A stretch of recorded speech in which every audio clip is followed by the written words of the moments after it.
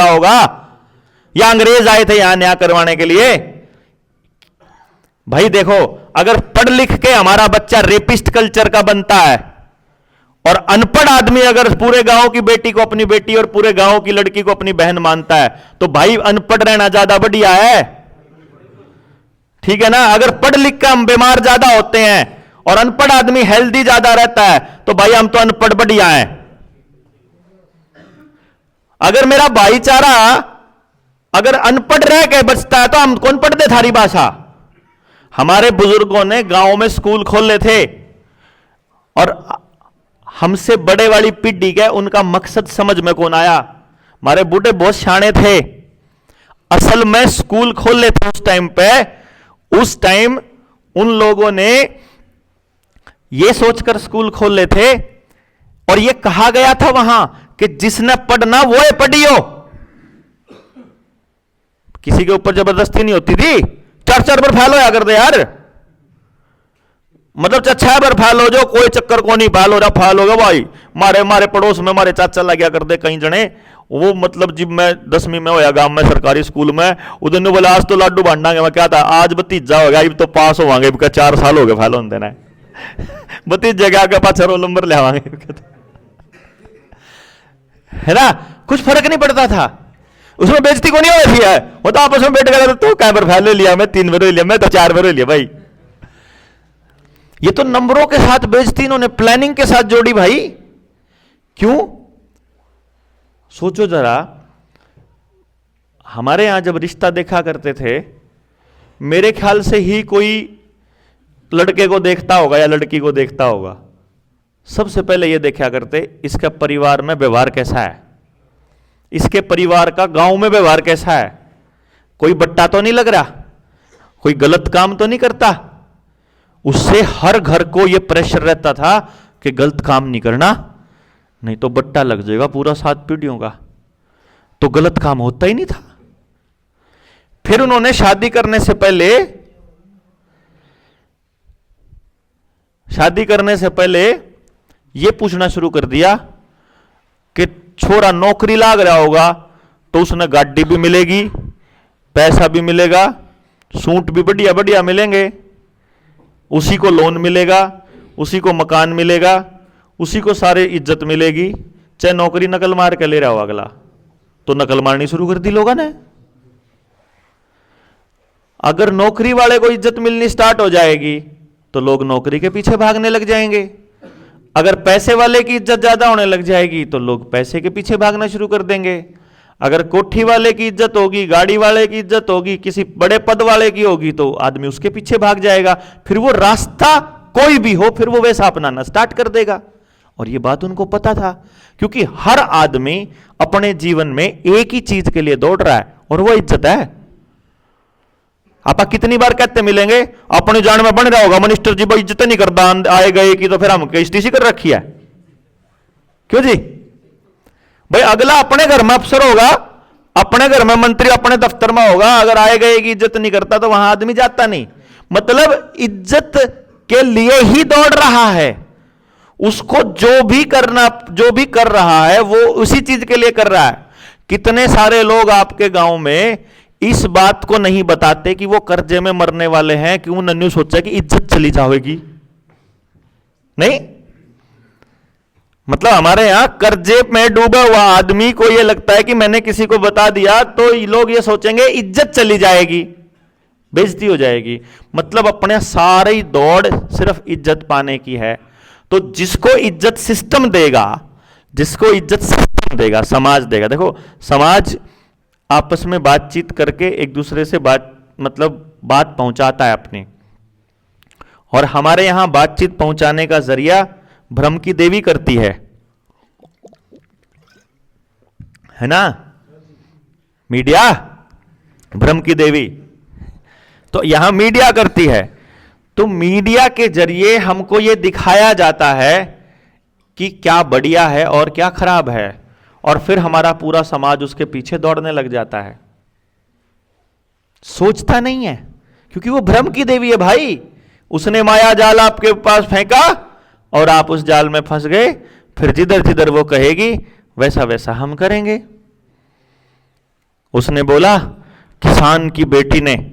किसान ने बैल बेचकर अपनी बेटी को पढ़ाया, जमीन बेचकर अपनी बेटी को पढ़ाया, शहर में रहा और दोनों बच्चे बने आईएएस।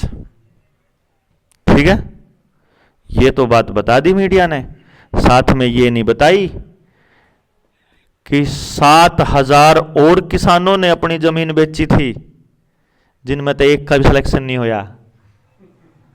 वो ये नहीं बताएगा कि जो ये 700 बच्चे आईएएस लगे हैं ये तो बच गए, और जो 10.5 लाख फार्म भरे गए थे उनमें से जो 10 लाख और बाकी जो बच गए उनका तो नाश हो लिया। वो तो अपने ऊपर परमानेंटली अनसक्सेसफुल का ठप्पा लगा गए।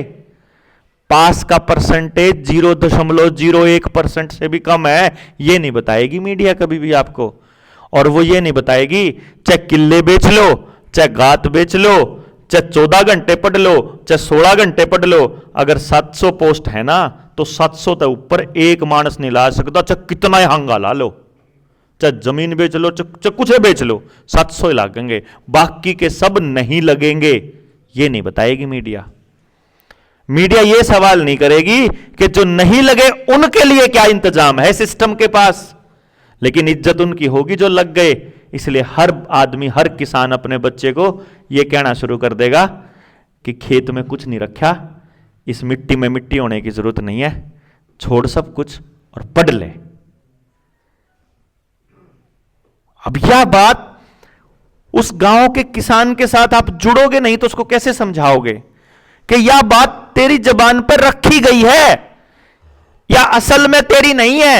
असल में तेरी पुरखों की तो यह बात है कि नौकरी से नीच काम कोई नहीं होता, क्योंकि नौकर की ना अपनी औकात होती, ना अपनी जात होती, ना अपनी जबान होती, ना अपना मन होता, ना अपनी इच्छा होती, ना अपना दिमाग होता, ना अपना शरीर होता। नौकर तो नौकर होता है। यह बात अपने पुरखे बोला करते, हमने उनको सुना बंद कर दिया और भ्रम की देवी की माननी शुरू कर दी। अब ये बात गांव के लोगों से जुड़े बिना, उनको समझाए बिना समझ में कैसे आएगी? आ जाएगी क्या? और उसके लिए ये पहले हमें समझ में आना चाहिए कि ये भाषा क्यों त्यागनी है, कि ये चीज क्यों छोड़नी है। क्यों का जवाब अगर आप नहीं दे पाए और सटीक नहीं दे पाए तो आप समझा नहीं पाएंगे, है ना? तो इसका मतलब, और मैं आधे घंटे में पूरी बात नहीं समझा पाऊंगा, एक दिन में भी नहीं, 3 दिन में भी नहीं। भाई षड्यंत्र इतना बड़ा है। मेरे साथ रहने वाले जो आदमी पिछले 7 साल से रहते हैं ना, 7 साल से जो मेरे साथ रेगुलरली आना जाना रहता है, और हम गाड़ी में बैठे होते हैं, तो गाड़ी में अगर 4 घंटे का सफर है, मेरा अमूमन लगभग रोज का 4 से 5 घंटा मेरा डेली ट्रैवलिंग है एवरेज। कहीं कहीं बार तो 12-12, 15-15 घंटे की ट्रैवलिंग रहती है कि सुबह 5 बजे चले और रात के 12-1 बजे तक भी चले, तो 20-20 घंटे का भी रहता है।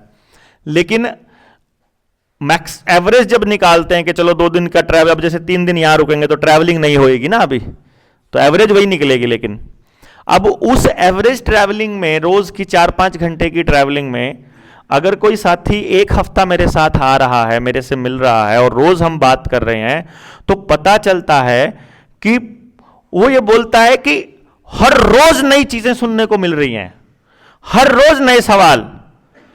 आचार्य चंद्रदेव जी हमारे बीच में पहुंचे हैं, आपका स्वागत है। और आप नमस्ते, जोरदार तालियों के साथ स्वागत।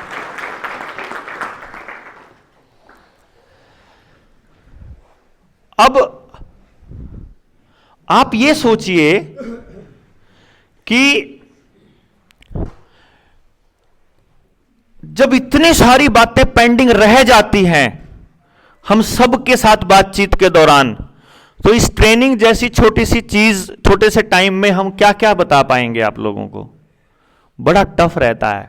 हमको हमेशा 3 दिन के बाद ये फीलिंग रहती है कि यार यह टॉपिक भी रह गया, यार यो भी रह गया, यार यो भी रह गया, क्योंकि हमारी बोलने की लिमिट है, आपकी सुनने की लिमिट है, हैं?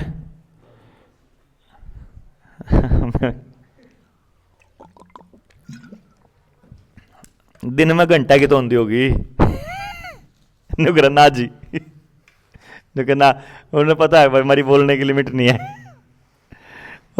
हमारे साथी बोला करे बोला इसका ना ऑन होने का बटन तो है, बंद होने का नहीं है।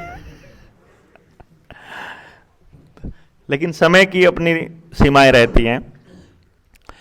तो आप लोग बहुत से सवाल लेकर के आए होंगे यकीनन, मैं ऐसा यकीन करता हूं। तो आपको क्या करना है आज के टाइम पर, आपको क्या करना है आज जब यहां से आप मतलब फ्री हो जाएंगे, तो एक पेज के ऊपर मतलब ऐसी ऐसी पर्चियों से बचना, ये संभालनी मुश्किल हो जाए। थोड़ा ऐसा हो कि उन्हें मोड़ के गोज मंगा ले तो पा जाए टाइम पे। पड़ोसी पे ले लियो, किसी और ने लिख रखा हो उसके आड़े में लिख दियो।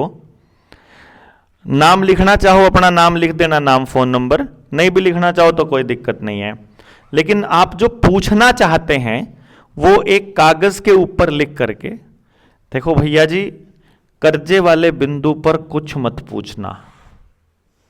वो इसलिए नहीं पूछना कि कर्जे वाले मुद्दे पर आपने सिर्फ एक ही काम करना है। पहले भाई फोन करियो संभालियो, एक ही काम करना है, लोन अकाउंट की स्टेटमेंट और जो बैंक का अगर कोई नोटिस आया हुआ है वो नोटिस का पीडीएफ आपने भेज देना है। बस आपको नंबर दे देंगे, जब सेशन खत्म होगा उस नंबर पे भेजना है आपने, ठीक है ना बात। बाकी समस्या मारी, समझ गए। मेरा इतना लोन है, मेरी कैपेसिटी से भी ज्यादा का लोन है, मेरा तो जी 40 लाख का, 40 करोड़ का हो, मारी सिरदर्दी है, बात खत्म। समझ गए ना। तो लोन वाले चक्कर पे टाइम खराब नहीं करना अपन है ना। मेरे तक सुनाइयो कोई अपनी दर्द भरी कहानी, कोई फायदा नहीं। जब समाधान नहीं होने लग रहा है यार, बात ही खत्म है ना। ये बता मैंने इतना लिया था, इतना भर लिया, इतना कागज में दो मैंने लिख के, उसका कागज तैयार करांगे। पहले झटके में बैंकों के पास और जो अथॉरिटीज हैं उनके पास अपन लिखित में भेजेंगे। जब तक हमारे पास कुछ लिखित नहीं है तब तक हमारे बोलने का कोई मतलब नहीं है। क्यों जी, उन्होंने जब कुछ काम, सारे काम लिखित में पक्के कर रखे हैं, तो पहले हम अपना काम लिखित में करेंगे। लिखित का जवाब क्या देते हैं, फिर उसके बाद अगली कार्रवाई, और वो टीम आपको बताती रहेगी साथ साथ अभी यो करना, अभी यो करना। कागज की लड़ाई कागज लड़ेगा, गुंडागर्दी की लड़ाई संख्या बल लड़ेगा। सीधी सी बात है। अगर गुंडागर्दी करते हैं, जबरदस्ती आपके साथ करते हैं, बिना पेपर का जवाब दिए, फिर आपको संख्या बल इकट्ठा करना पड़ेगा। इसीलिए हम ये कहते हैं कि हम आपकी लड़ाई नहीं लड़ेंगे, हम आपको लड़ने लायक योद्धा बनाएंगे। हम पेपर आपके हाथ में देंगे, नॉलेज आपको देंगे, बोलना क्या है वो समझाएंगे, पूछना क्या है वो समझाएंगे, लड़ना कैसे है, और लड़ोगे भी आप ही। हम पीछे खड़े हैं साथ में, मतलब साथ हैं आपके, लेकिन आपके लिए नहीं लड़ेंगे। क्योंकि कई बार पता क्या बनी, कई बार तो इसी बनी, अफसर के लामने लड़न लाग रहे, तुम्हें दिखाई नहीं देता है, तुमने इनका जीना मुश्किल कर रखा है, ये कब से तुम्हारे सामने जो है गिड़गिड़ा रहे हैं, कब से तुम्हारे सामने आके अर्जी लेके आए हैं, तुम जवाब क्यों नहीं देते इनका। अफसर पूछता किन का, कड़े गई रहा और सामने पुलिस इतनी खड़ी है, इतने सारी पुलिस बल देख के पीछे तो बात जाए, मैं लड़न ला रहा पीछे सामने, क्योंकि बात हुई भाई है। तो लड़ोगे आप ही भाई, फिर पता लग गया कौन करी बड़ी सा बना। हम तो लड़न लाग रहे अफसर की गेल, और अफसर ए दराज में ते उसमें ड्रॉर में तो काट के और टेबल पर धर दे, यू के बोले समझौता। मैं किसका, अगर जिसकी तो लड़न लाग रहा, कद कर गया, कल साइन कर गया। सर ने मेरे तरफ बताया भी नहीं, मैंने कहा भाई फोन करके भाई तू समझौता कराया, डॉक्टर साहब और रिश्तेदार का दबाव आ गया था, अरे बता तो धंधा बना, मैं तड़की उसके सींग में सींग उलझा रहा है। तो ये जो अनुभव है, फिर ये भी आदमी ने कुछ सिखावा है, फिर वो बोला ही होगा भी जो पिछले अनुभव था अगली बार ना सीखे है। लेकिन हमने अपनी फितरत नहीं बदली। देख भाई, लोग इतने धोखेबाज मिले, 98% ने साथ ही छोड़ दिया अपना अपना मतलब निकाल के, 2% रह गए, पर हम उन 2% के भरोसे पे खड़े रहे कि ये मानस तो हैं, कति जीरो तो नहीं हो या समाज, इब्बे भी जमीर वाले लोग बच रहे हैं, तो ये बच रहे हैं तो और भी पावेंगे। तो इसे से मानस काटन खातर और गणे मानसा तक जाना पड़ेगा। भाई 100 मानसा में गए और उनमें तो 2 जेन्युइन मिल गए, तो ई भी हमने जब 2 लाख मानस चाहिए तो भाई 2 करोड़ में घूम जाएंगे हम। तो जितने चाहिए उस तो फालतू मनसा में घूम लेंगे, अपने क्या दिक्कत है। लेकिन काट के वहीं लावांगे। न्यू नहीं है कि भाई सोने के भाव में पित्तल को नहीं लेवा हम। हमने जेन्युइन आदमी चाहिए तो फिर जेन्युइन ही चाहिए। तो जो बात मैं बता रहा था, अब वो क्यों का जवाब मैं आपसे पूछ रहा था, बता रहा था कि जब गांव का आदमी को आप क्यों का जवाब नहीं देंगे ना, तो उसको नहीं समझ में आएगा और वो आपसे नहीं जुड़ पाएगा। और मुद्दा बड़ा है, इसलिए आप एक ही कहानी को हर जगह नहीं दोहरा सकते। तो आपके पास समझ का पिटारा होना चाहिए पूरा, कि किसान से बात कर रहे हो तो किसान की भाषा बोलो, दुकानदार से बात कर रहे हो तो दुकानदार की भाषा बोलो, अफसर से बात कर रहे हो तो अफसर की भाषा बोलनी पड़ेगी कि नहीं। गांव में जिस भी तबके से बात कर रहे हो उसी तबके की प्रॉब्लम भी पता होनी चाहिए और उस प्रॉब्लम का सलूशन भी पता होना चाहिए। उन प्रॉब्लम्स का कारण पता कैसे करोगे? जब आप अपनी रिसर्च करोगे। ऐसी बहुत सी बातें हैं जो हमें पता है लेकिन हम ऑन रिकॉर्ड नहीं बोल सकते। जहां वीडियोस बन रही है वहां नहीं बोल सकते, क्योंकि वो रणनीति का हिस्सा होती हैं और वो ना तो पब्लिक को बतानी होती, ना वो सरकारों को बतानी होती, ना वो सीआईडी को बतानी होती। वो सिर्फ डेडिकेटेड कुछ लोगों को ही बताया जाता है कि जिनको उस लेवल की समझ होती है। केमिस्ट्री किस किस ने पढ़ रखी है? अब ये 15 लोग हैं। जिसने 10वीं के बाद केमिस्ट्री नहीं पढ़ी वो कौन लोग हैं? अब मैं आपको पीरियोडिक टेबल की डिटेल बताने लागू, समझाने लागू, जिन्हें केमिस्ट्री पढ़ी है नहीं कदे, तो समझ थोड़ी आएंगी। लेकिन वो है तो, वो नॉलेज, वो इंफॉर्मेशन अवेलेबल तो है ना। वो हमारे काम का है कि नहीं है, हमको समझ आएगा कि नहीं आएगा, ये इस बात के ऊपर निर्भर करेगा कि हमारा प्रीवियस नॉलेज कितना है और हमें जरूरत क्या है, किस चीज की है। तो अगर आपके पास कैंसर की दवाई है तो वो केवल उसके लिए लाभकारी है जिसका कैंसर हो रहा है और उसने यकीन है कि आपकी दवाई से आराम हो जाएगा। ये दोनों लोग के फायदे के हैं आप। जिसका है ही नहीं कैंसर और आप उसका गला पकड़ सुन तो कि अरे मैं कैंसर की दवाई ले रहा, अरे भाई नहीं चाहिए, अरे ले ले काम आ जाएगी, अरे भाई नहीं चाहिए और तो उसकी तरह काम हो जाएगा। अगर भाई अरे क्या नाम, मेरे पिताजी मरे तू आया नहीं भाई, मैं थोड़ा सा ना न्यून बाहर चला गया था, अब गलती होगी, मेरा दिमाग तो लिगड़ गई, अगर तेरी मां मरेगी पक्का आऊंगा।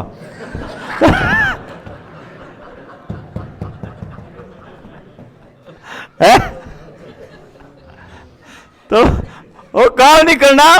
अरे भाई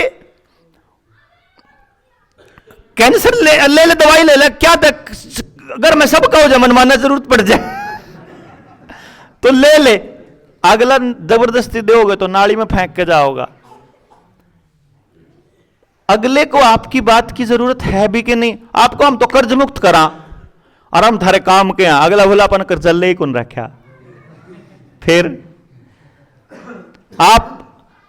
आप कोई समस्या का समाधान आपके पास है और सामने वाले को वो समस्या नहीं है तो आप उसके काम के नहीं हो और उसको आपकी बात समझने के लिए या आपकी बात सुनने के लिए फिर उसके पास समय नहीं है। उसकी बात अगर आपके पास है, उसकी बात, समझ गए ना बात?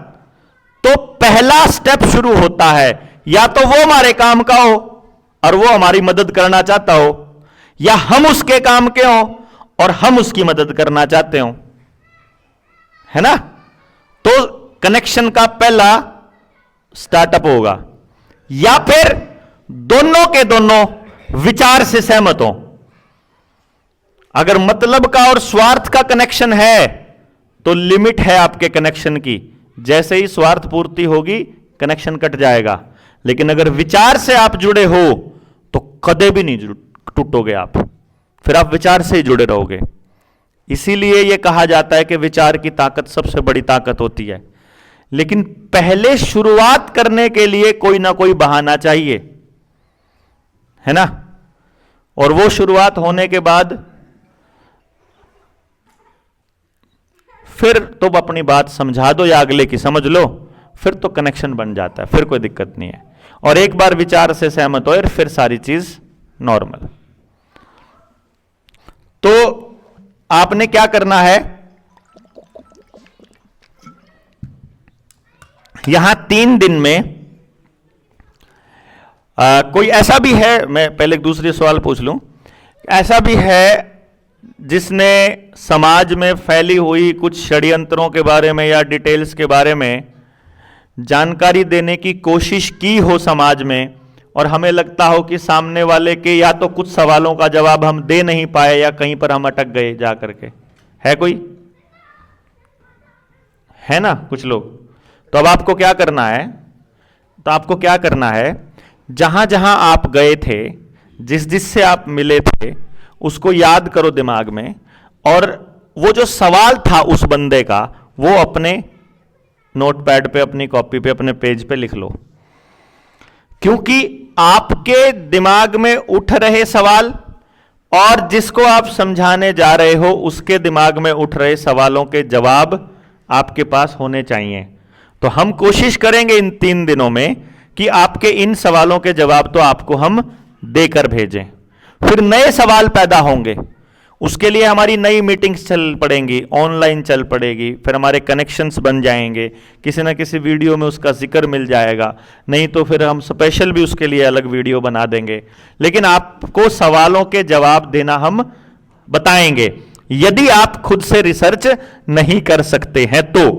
लेकिन जब ये लेवल 1 की ट्रेनिंग होगी 3 दिन की, तो इसके बाद फिर एक 7 दिन की ट्रेनिंग होगी जिसमें कैसे लड़ना है वो बताएंगे। फिर एक ट्रेनिंग उसके बाद 3 दिन की होगी जिसमें हम इस षड्यंत्र को कैसे समझना है, ये गेम प्लान क्या है, ये षड्यंत्र रचते कैसे हैं। मतलब जिस पवित्र भूमि पर हम बैठे हैं और हमें यहां इजाजत मिली है और पूरे समाज के लिए अपने पूरे जीवन भर की कमाई जिन्होंने समर्पित कर दी है, ऐसी महान आत्मा आर्य शेर सिंह जी हमारे बीच में पहुंचे हैं। उनका बहुत बहुत आभार और धन्यवाद।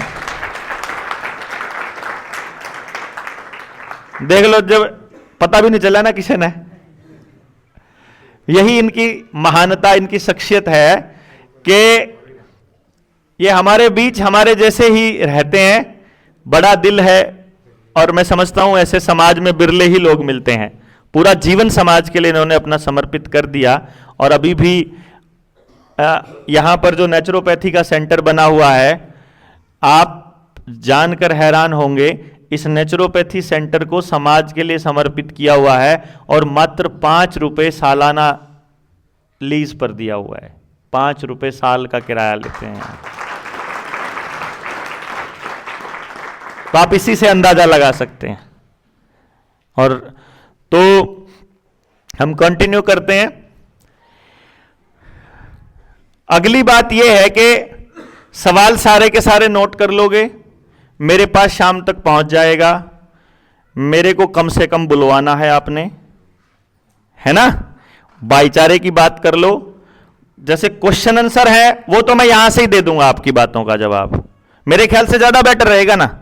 भाई इन्होंने मेरे से कोई सवाल पूछा तो ये जवाब सिर्फ ये लेके चले जाएं, इससे बेटर है कि वो जवाब किसी और भाई के दिमाग में, वो सवाल किसी और भाई के दिमाग में भी हो सकता है, उसको भी मिल जाए। और क्या पता वो इस टाइम पूछना भूल जाए तो उनके थ्रू उनको पता चल जाए। तो सबके सवाल मेरे पास आ जाएंगे, फिर मैं सबके जवाब इकट्ठे दूंगा। इस पूरे सेशन को हम इस तरीके से डिजाइन करते हैं हमेशा कि आखिरी तक आपके सारे सवालों के जवाब आपको देकर भेजेंगे। रही बात लोन वाली और कर्जे वाली, इसको निपटा के भेजेंगे आपको। आपको नहीं, मतलब आपके मुद्दे को, ठीक है। तो पूरे मामले का निपटारा करके भेजेंगे, इसलिए जल्दबाजी ना करो। अपने अपने स्वार्थ की पूर्ति में कई साथी आकर के वह छोटी छोटी एक एक छोटी छोटी बात मुझे बताने लगे। मुझे लगा कि अब हमारे को इतनी समझ डेवलप कर लेनी चाहिए कि व्यक्तिगत मुद्दे से ऊपर जा चुके हैं हम। क्योंकि ये देखिए, जब 3 दिन आप यहां बैठेंगे ना, मुझे पूरा यकीन है कि 2-4 साथी ऐसे कहने वाले हमको मिल जाएंगे। हिसार में ट्रेनिंग थी हमारी, साथी ने खड़े होते ही कहा कि डॉक्टर साहब हमारे 3-4 गांव के अंदर मीटिंग लेनी है और उन लोगों को समझाना है, हम लोग इकट्ठे करेंगे, आप उसके लिए टाइम दो। मैं बोला तू तो जब आया था तो न्यू कहा था मेरा कर्जा गणा बड़ा, मैं तो मरन न हो रहा। बोला वो तो निपट जाएगा, वो तो मैं आपको देख लूंगा। मेरे समझ में आ गई बात। मतलब समझ में आने के बाद भाई मेरे को नहीं देना, अभी नहीं।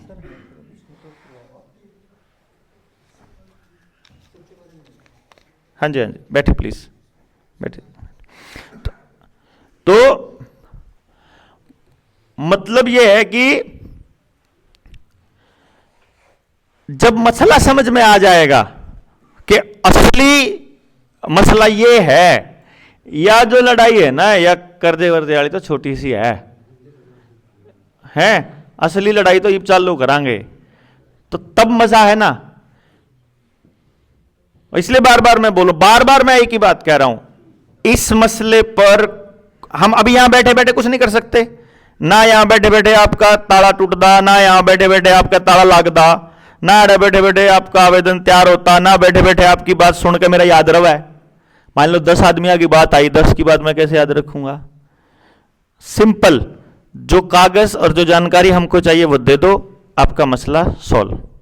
अच्छा, एक और बात बताइए कि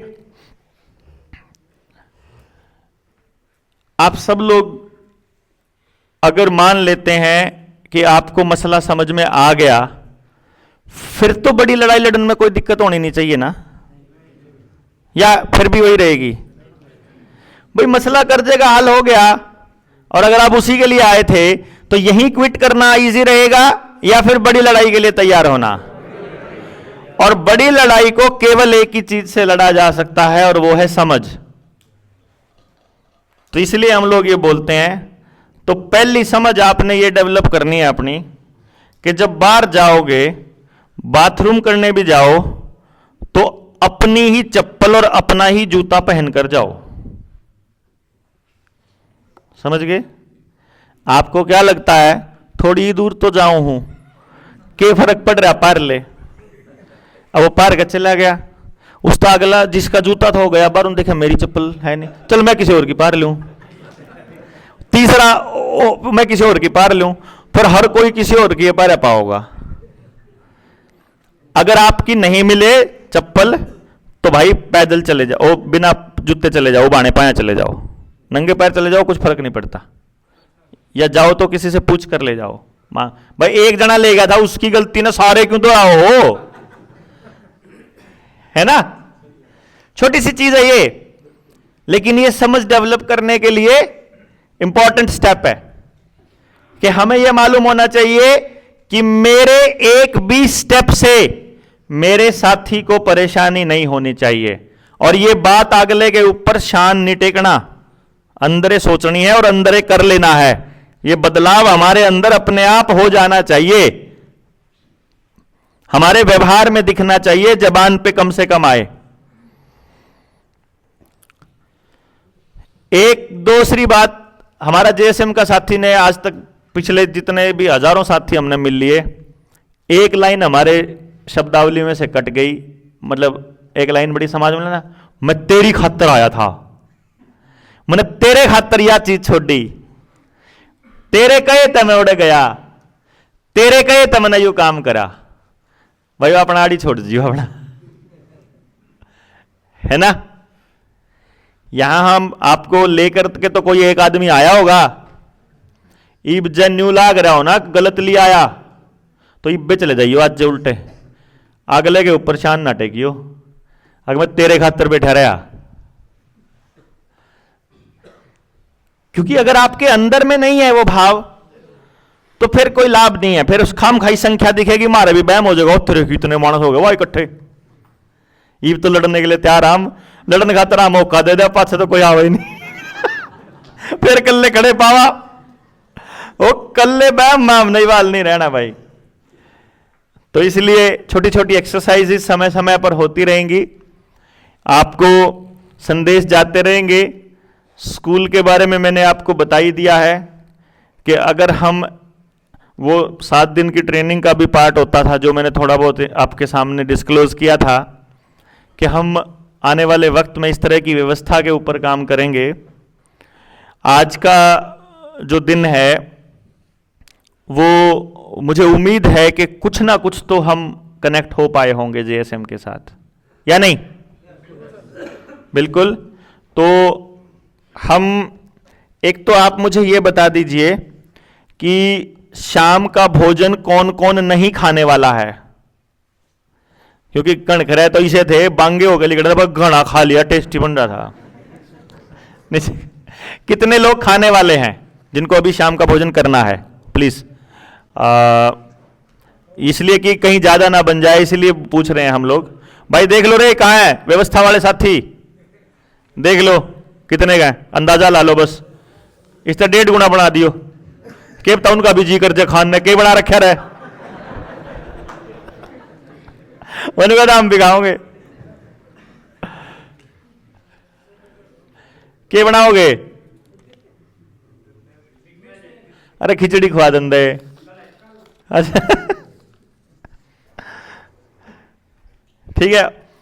और चाय की तो तलब नहीं लग रही होगी किसी का? आग तो नहीं लाग रही? लाग रही है भाई भाई जब बन जाए, बनी बनाई ना कौन कौन पीस का है आग लग गई खातर बना दे अगर जाए, फिर बाकी नुकाएंगे कि बन रही से चल पी लेंगे। कौन कौन है भाई जो बनी हुई ना पी लेगा? बनवा दे भाई इन खातर थोड़ी सी बाकी ने नहीं हाथ लाना कोई से भी, चाय अच्छी चीज नहीं होती। मतलब हमने तो जहर पीने की आदत है।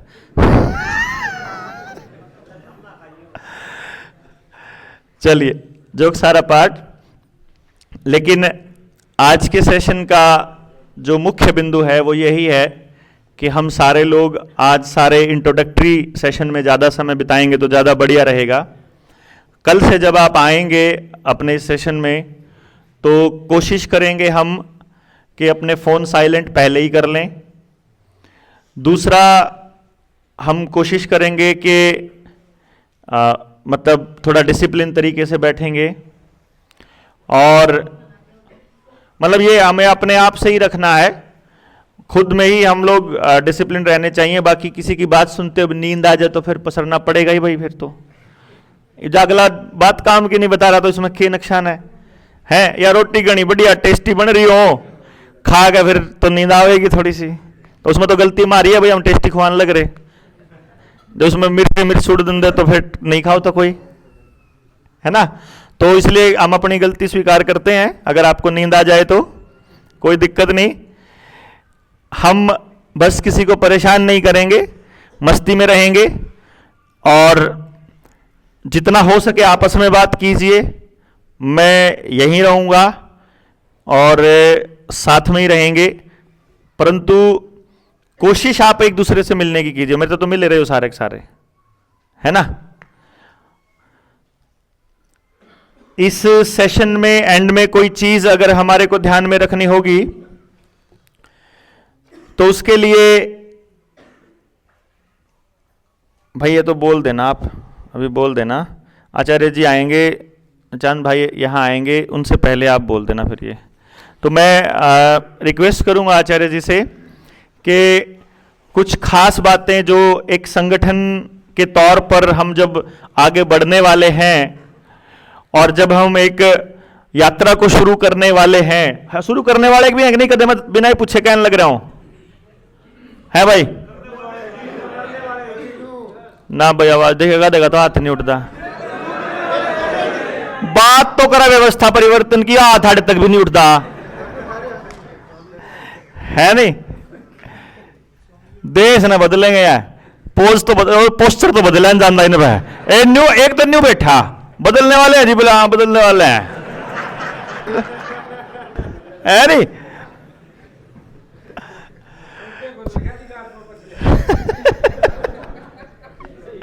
तो एक संगठन के तौर पर हम लोग किस तरह से आगे बढ़ें, किन किन चीजों को दिमाग में रखें, किन किन चीजों को ध्यान में रखें, क्या हमारे दायित्व रहेंगे, किस तरह से हम आगे बढ़ें, इसके लिए संगठन के बहुत लंबे अनुभव रखने वाले हमारे आदरणीय आचार्य चंद्रदेव जी से मैं रिक्वेस्ट करूंगा कि आएं और हमारा मार्गदर्शन करें। आचार्य चंद्रदेव जी, जोरदार तालियों से स्वागत। बाकी आचार्य जी से पहले अनाउंसमेंट करेंगे सोमदेव भाई, और एक बार जो यहाँ लोकल लोग हैं उनके लिए भी अनाउंसमेंट है प्लीज।